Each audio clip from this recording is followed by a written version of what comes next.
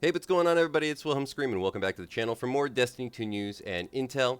And in today's video, we had the launch of episode Heresy, which is very exciting, and from the limited amount that I've been able to play, actually feels more like a full expansion versus a episode or seasonal launch. Currently, there are a ton of bugs and glitches that are preventing players from logging in, but hopefully you're seeing this after that has been remedied. If you're having trouble logging in, it's because servers were actually taken down. The background gameplay that you'll be seeing was actually from my session earlier today, where I was able to log in before I was booted. Fortunately, my buddy Sinister was able to play for the majority of the session before servers were taken down, so you'll be seeing some of his gameplay. Lots of cool lore points in episode Heresy, so I think people are going to really enjoy this. And we have a ton of stuff to cover. In today's video, we're going to cover all the Pinnacle sources, because you might need a refresh on that, as well as a glitch for the new craftable weapons, which are available through the Vault of Glass.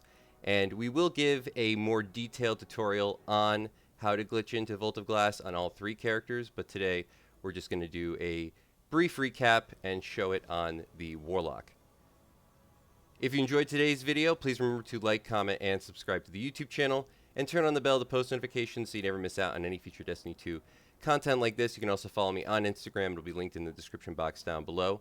Any of those things I just mentioned will give you an entry into the next giveaway on this YouTube channel, and we do one every 1,000 subscribers, so you never want to miss out. When we reach 100,000 subscribers, we'll be giving away an Xbox Series, or a new PlayStation, or a video card if you play on PC.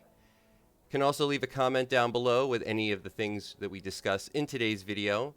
Always interested to hear your feedback, impressions, what you think of the episode if you've gotten a chance to play it, or if I mispronounce something in today's video, as we do have a lot of stuff to cover.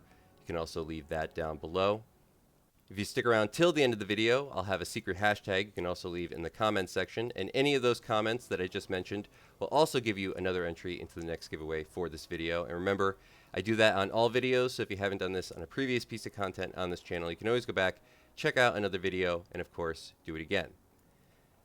So when you first load in, we have a couple of new things. We have the new seasonal track with the new seasonal exotic, which you can pick up immediately if you've paid for the season. A arc trace rifle that is slotted in the kinetic or primary slot. Very interesting.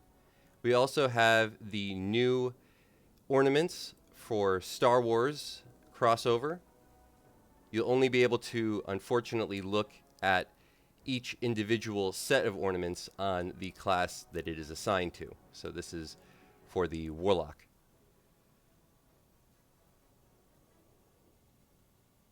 It's unfortunate that people are having trouble logging in. Know that the access point, if you do get kicked in the first mission, is through the Lost City.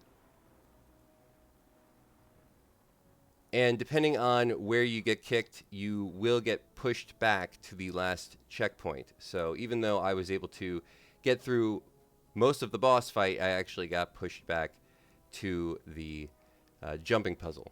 So those of you who have possibly done a little bit of the new mission today will know what I'm talking about. But the Dreadnought, haven't been there in a while. Still the old Dreadnought. Plenty of secrets in it that I think are going to keep players very entertained for a while, as well as I think the new activity is a cool one. And just going back to the Dreadnought is sort of a weird nostalgia where you remember things from years ago now, and boy, are the years going quick. I remember first entering the Dreadnought in D1, and it's very much the same. I think you'll find that because, or if you have been there before, you'll know a few things about possible ways to go, but also it kind of feels just fun to rediscover some of those old secret paths that we used to take. Whole bunch of stuff also in the Eververse store, which always seems to be working, regardless of how bad the servers are at any one given moment. If you were able to access the Eververse store, even if you weren't able to really play the new episode, let me know in the comments section down below. And if you find it interesting that the Eververse store always seems to work, you can also leave your opinion on that in the comment section down below.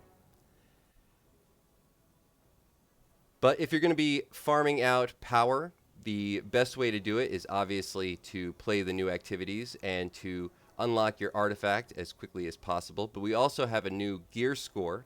You might notice that your Pinnacle gear was reset. So if you're new to the game, or if you've been playing the previous episodes, you will still need to do a bit of power farming.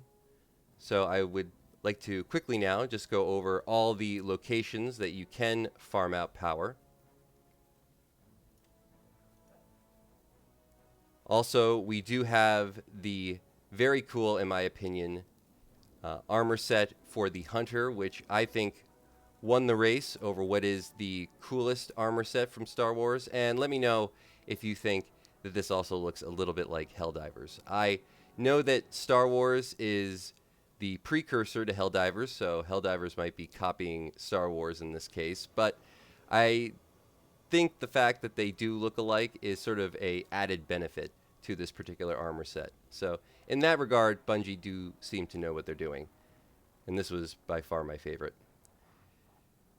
I also wanted to cover a couple of our vendor loot options, as there is some really good stuff over at Banshee. That fusion rifle, which all fusion rifles received a huge buff, and a strand fusion rifle is going to be the best go-to in my opinion, and we have a really good one available for the next 24 hours at Bungie, or excuse me, at Banshee 44, which Bungie has provided, fortunately.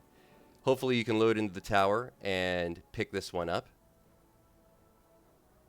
Envious Assassin Hatchlings with a wildcard origin trait is a really great option. I bought one myself.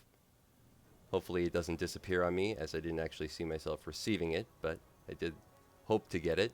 For the Nightfall loot this week, we have the Scintillation Linear Fusion Rifle, which has also received a big buff. And for this week's Pinnacle, or excuse me, this season's or episode's Pinnacle weapon from the Vanguard and all the other vendors, I believe it's the same for Shaxx, is the other fusion rifle, which comes with some great traits and also has hatchlings on it. And now for Pinnacle sources, we have the Spire of the Watcher as one of the featured dungeons this week. Banshee 44 will also provide a powerful reward, I believe. We have the Nether to explore, which will also give you Pinnacle rewards.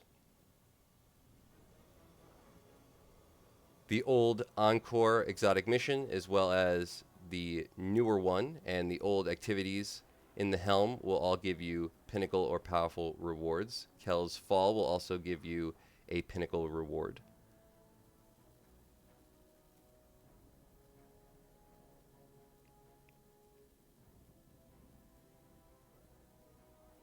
The Shattered Throne is also one of the featured dungeons this week, as well as Garden of Salvation. We have our Pathfinder, available from the Pale Heart. We have the Vault of Glass, which is the thing we're going to majorly cover towards the end of this video, and we have Vox Obscura. From the Vanguard, we also have the Pathfinder at the Vanguard, as well as the Nightfall and Onslaught to give powerfuls.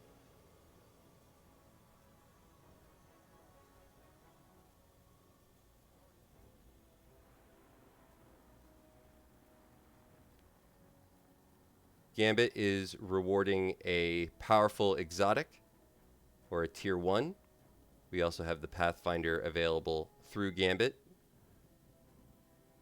And then we have our competitive playlist, which will give you the Redrix after completing your placement matches, and you can also get a Pinnacle through the Pathfinder in the Crucible.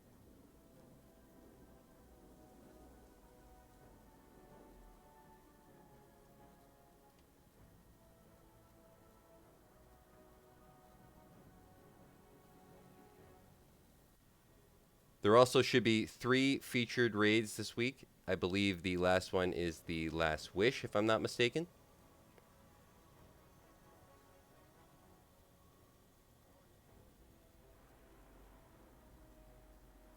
And Vesper's host is no longer giving out a Pinnacle. I believe that's in preparation for the launch of the new dungeon, which we will have, I believe, on Friday.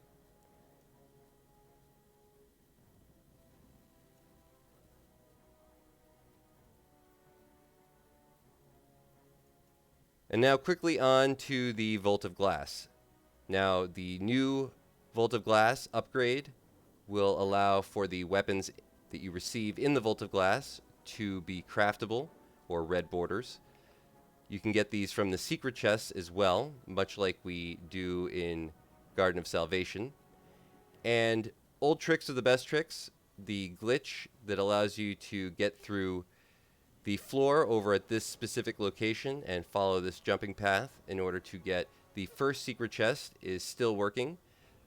A couple of things to note though: if you're on a console, it might be a little bit more difficult to get through that first area just because we're at 60 FPS locked. If you're on a PC, you might want to try lowering your FPS to 30 and you should get through there a lot faster. This was recorded on a console though, so it's not terribly difficult regardless of your frame rate. Follow the path that I'm showing here, and once we hit the next load zone, there's one thing that does seem to have changed slightly, and that is that you don't want to touch any ground regardless if or how quickly you kill yourself after the fact. But if you hit the load zone and then drop right through the map in the location that I'm showing here without actually touching any of the walls, you will spawn inside and be able to progress to the secret chest. If you happen to touch the wall or any of the rocks while you're falling down, there is a chance that you will still spawn outside of the map in the same location where you hit the load zone. But it's unlikely, and I do think FPS will probably also change that a bit. So if you are on console, just make sure that you try to fall directly through the map once you hit the load zone. And follow the path to the secret chest that you see here.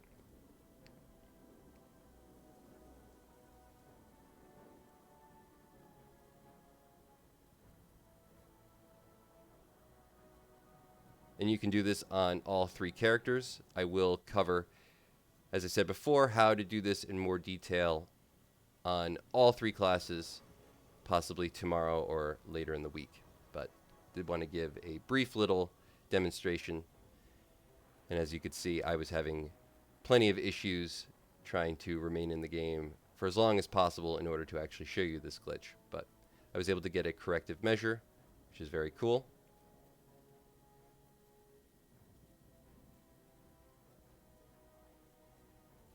I believe that that might be a new perk actually on this particular one. You can let me know in the comment section down below if I'm correct or if it just received another perk at some point in the recent past that I was unaware of. And that is going to conclude all the information in today's video. Hopefully you found something in this video helpful, and hopefully you can log into the game. Please remember to like, comment, and subscribe to the YouTube channel, and turn on the bell to post notifications so you never miss out on any future Destiny 2 content like this. Lots of content to come this week. Remember, you can also follow me on Instagram. It'll be linked in the description box down below. Any of those things, as well as any comment on any of the topics of discussion, will also give you another entry for this video. If you've watched till this point in the video, you can also leave a hashtag Heresy or hashtag The Final Shape, or hashtag Eververse store, or hashtag Eververse in the comment section down below for another entry into the next giveaway for this video. You can also leave a hashtag Star Wars armor, because I think that's going to be a real big deal in the comment section for another entry into the next giveaway. And once more, I'm Wilhelm Scream. Hopefully you enjoy Heresy for all it has. And of course, I will see you very shortly next time in the very next video, which, who knows, I may be recording at the time that you're seeing this. Thanks so much again, and we will see you later.